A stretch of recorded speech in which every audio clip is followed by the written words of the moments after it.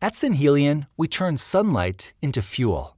We use renewable energy to produce sustainable fuels that can directly replace fossil fuels.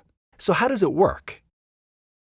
The process starts with renewable energy, which powers our proprietary electric gas heater to generate high-temperature process heat. Part of this heat directly drives our proprietary thermochemical reactor. Here, we feed in water, carbon dioxide, and methane to produce syngas, a mixture of hydrogen and carbon monoxide.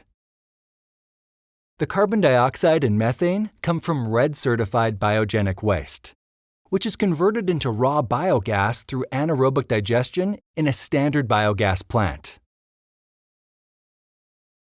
During daytime, the part of the heat which is not directly used in the reactor process is stored in our cost-effective thermal energy storage. This storage allows the process to run day and night, even when the sun isn't shining.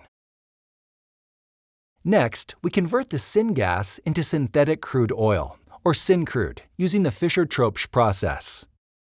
This syncrude is then refined in standard refineries to produce renewable drop-in fuels, such as solar jet fuel for aircraft, diesel for ships and trucks, and gasoline for cars.